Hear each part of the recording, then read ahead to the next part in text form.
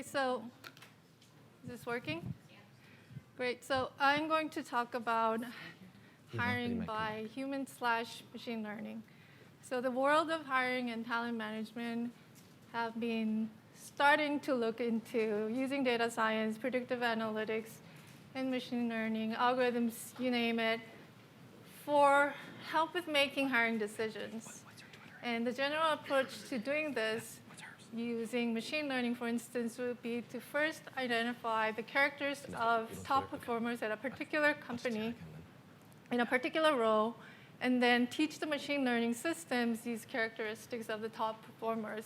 And finally, using this learned machine learning system to sort of identify the candidates that have similar characteristics that you sort of taught the machine learning to learn all the characteristics of the top performers as.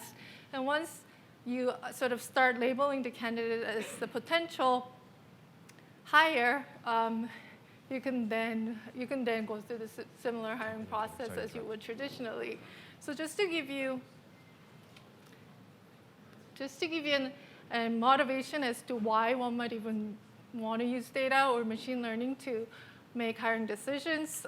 First of all, a lot of companies and corporations are suffering from high turnover rates, and as somebody who actually owns a company, a high turnover rate could actually cost significant amount of money in terms of time, as well as emotionally. It could be very heavy in terms of the cost. So just the fact that you have high turnover rates, or even the cost of hiring somebody who would be a good fit for the company, could cost quite a bit. So the fact that a lot of companies are right now suffering from high turnover rates means the current process can definitely improve, and there are some flaws with that process. So even just take a look at the initial stage of resume screening, where you have either an automated screening process where some resumes with typos, let's say, or even resumes with lacking some sort of keywords will get screened out immediately. Or if you have a person doing the resume screening, the person would go through hundreds of resumes and try to figure out whether you should bring in that person for an interview or not. So if the resume screener is a person in this case, they would also use some sort of intuition or gut feeling or any sort of past experiences that they can draw from to make the decision to bring that person for an interview or not. So what is wrong with this particular traditional hiring process? Studies have shown that the information that you can extract from a resume is not very informative. A lot of, especially if you're looking at college hiring, things like whether you went to a top school or not, whether you have a 4.0 GPA, and test scores too are known to be not very informative and not really correlated with your ability to perform at a particular job. So essentially, the features are not very informative and not correlated with the class that you're trying to predict. And so stressful. If you use a human to review the resumes and use that person as a resume screener, you end up having a model that is inherently biased and that has high variance because, number one, human beings are, they suffer from having unconscious biases. Whether you want to or not, you end up having this internally built bias.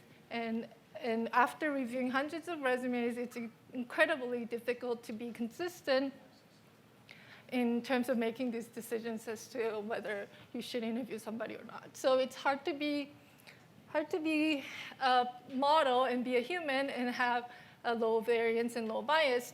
So essentially, we know that the system is bound to fail in a way where if you want a prediction to be an accurate prediction.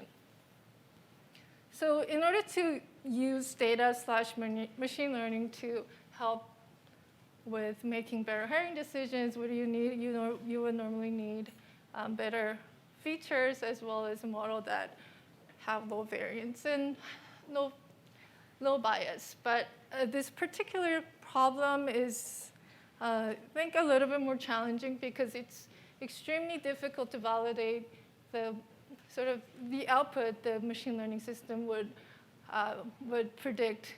And it could say, oh, you should use this person, you should hire, or you should even bring this person in for an interview. And the company ends up hiring this person. There's no way of you knowing if that classification or the prediction was even an accurate prediction. And maybe you would need to wait about 6 months or so. And even after 6 months, it really comes down to one person's opinion as to whether that decision was the correct decision or not. So it's extremely hard to validate. And it's still it's unclear as to what training data one should use to teach the machine learning system to sort of capture the characteristics of the top performer you're trying to pattern match to. So number one, it's hard to validate. Number two, we don't exactly know what format of the features should be. And if it's the characteristics of a person, a lot of these characteristics are qualities and not quantities, which makes the measurement or the fact that just measuring these sort of traits are extremely difficult. So just to put this particular machine learning problem that we're trying to solve in a context, I want to bring up a couple other machine learning applications in other domains that are more sort of mature and have reached a performance level that is somewhat acceptable. And one of them is the dictation application or speech-to-text application. Here, I'm going to play. Yeah. It's just a machine, right? I mean, how smart can it be? Exactly. Just a machine.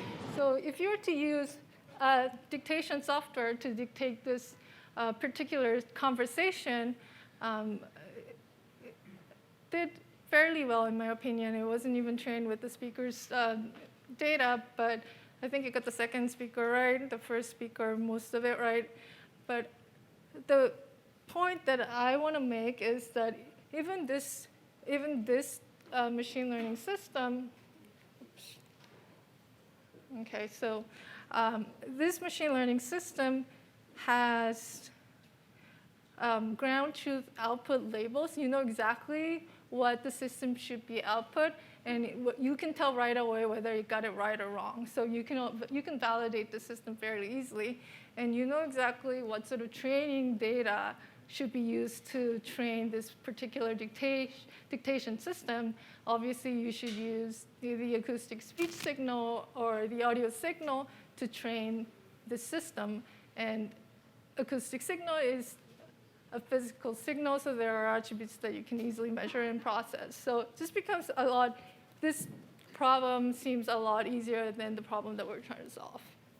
Here, another application that I want to look at is teaching the machines to sort of predict the ratings of facial attractiveness. And I'm not exactly sure what the purpose of building such machines will be, but I thought it was kind of interesting because it's sort of trying to learn the decision-making process of humans. So it's trying to sort of mimic a very subjective measure that comes out of a group of people. So it's in a way sort of the ultimate goal is similar to the hiring system that we're trying to build, but the labels, although they don't really actually have absolute truth values, but apparently there's a very high correlation across people's ratings of facial attractiveness. And that makes it a bit easier. And again, just like the previous example here, it's pretty obvious as to what should constitute the training data.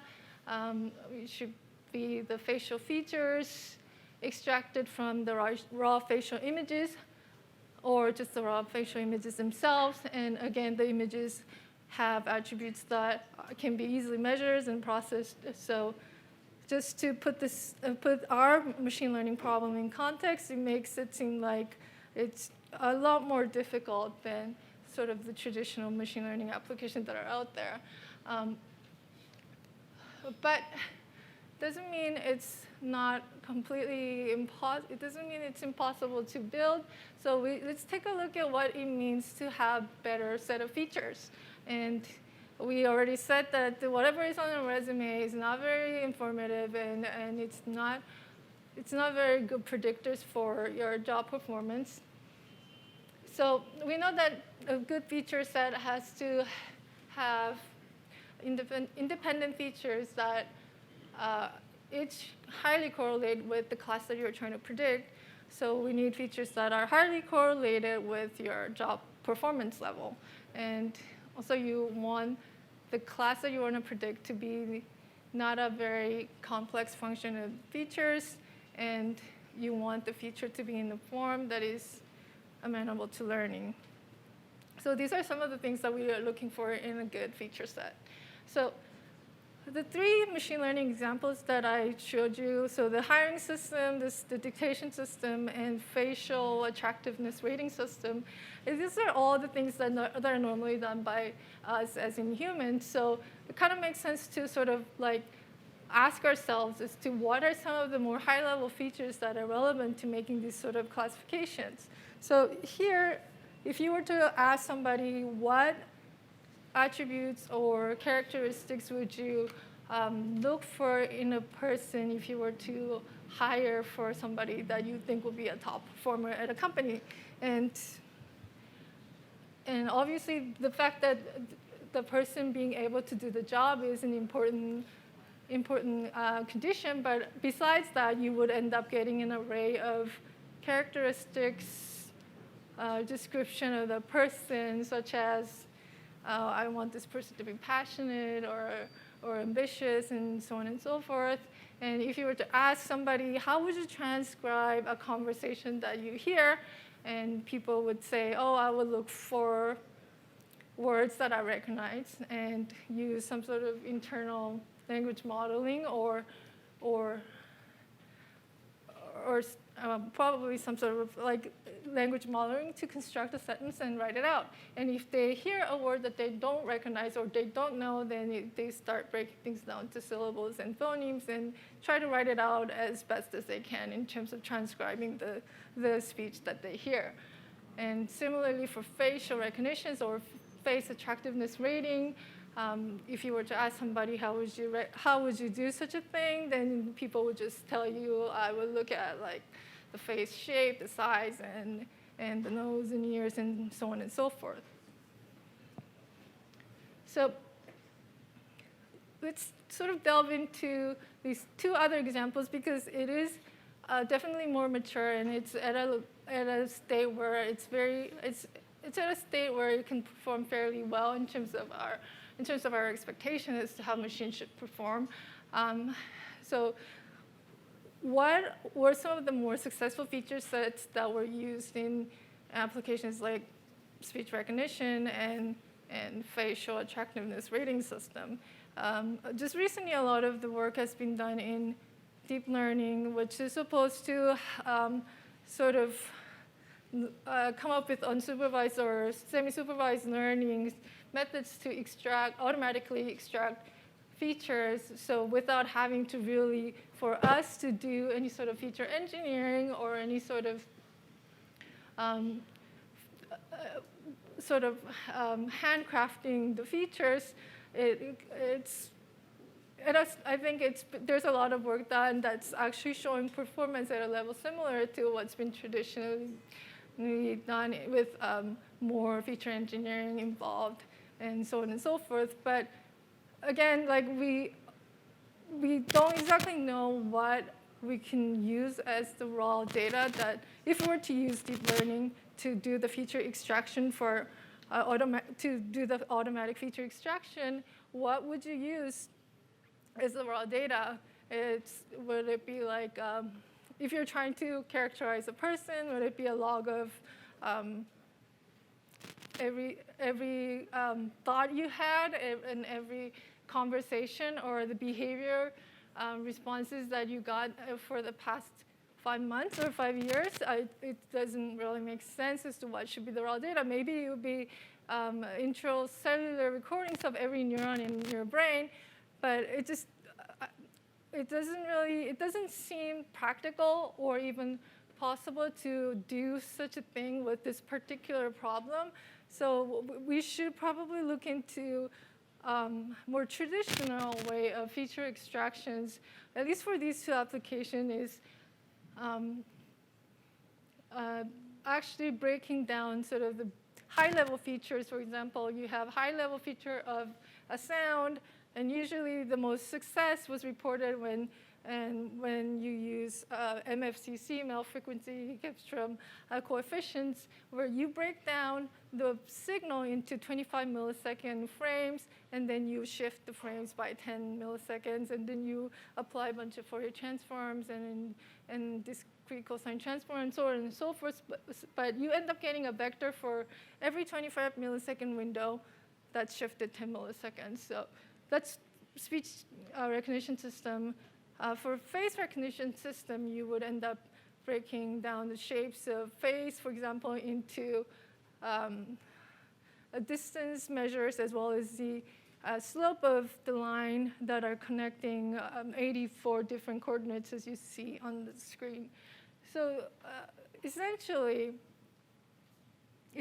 what's happening here is basically what makes sense to us as to what relevant features are for each of these tasks. In order to make the machine learning more successful, it required the features had to be broken down into more of a low-level features that are independent from each other and have information that are required to make machine learning to pick up some of these signature patterns.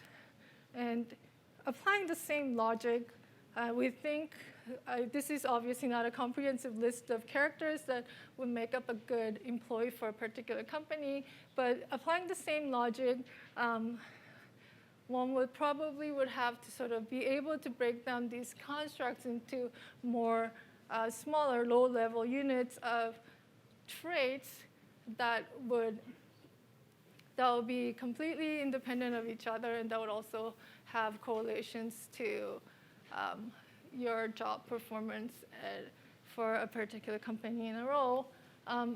So in order to sort of do this, again, the constructs that I was showing you are extremely difficult to measure because it's, again, qualities that describe a person, not actually quantities. And as far as I know, I don't really think there is a way to sort of chunk those constructs into low-level units like we could do for acoustic signal as well as images here. But in a lot of work in neuroscience community has been done in order to be able to measure traits or sort of the cognitive and emotional traits that make up, or that are some of the building blocks that make up these constructs that make up a person, for instance, focused or quick learner and passionate and so on and so forth. So this table shows what Pymetrics, it's a subset of traits that we try to measure using neuroscience, a battery of neuroscience games. And this is one example of the game that we have here, where the task is to basically press the space bar when you see the red circle and not do anything when you see a green circle, and to do this as accurately and as quickly as possible. So this goes on for about a couple minutes, and it's a measure of sustained attention and your ability to control responses. So why is this better, or why do we think this might potentially work? We know that for a fact that there is, in behavioral studies, there are differences in both reaction time as well as accuracy between control group versus people with ADHD. And we know that your ability to control impulses or response, your ability to inhibit response is a component in what defines an ADHD as well. So a lot of studies have shown that there is a relationship as to your performance on games, like simple as pressing a space bar and and your sort of characteristic that defines your ability to sustain attention as well as ability to control response. So again, it's on the surface looks fairly simple, but it's actually getting down to measuring the traits that are relevant to describing you as a person. And so there are some neuroimaging studies and ERP studies that do show correlation in some brain regions with your ability to also response control and ability to inhibit. So hopefully it kind of made sense that in a way that we try to break down sort of these high-level features into measurements that could want to be objectively measured and broken down into scales that are amenable to machine learning. So what we end up getting from that particular game that I showed you is response times for each circle. So every time you press the space bar, we end up getting a response time or reaction time, and it's in the order of a few hundred milliseconds. So in a way, we took this high-level construct, broke it down to low-level measures that are actually meaningful. So this is the last slide. So can it really help? This is a case study where we implemented this in a recruiting effort at a college, and 235 applicants went through our battery of games. Also, they went through a standard resume review at a farm, and we were able to show that when we applied an algorithm that was developed based on the data that we collected on a battery of games, that we were able to yield the percentage of the offers that people got out of the applicants that were actually interviewed. We were able to increase that yield by 3-fold. So there are other things that we want to do, but for this, I think I'm out of time, so that's it.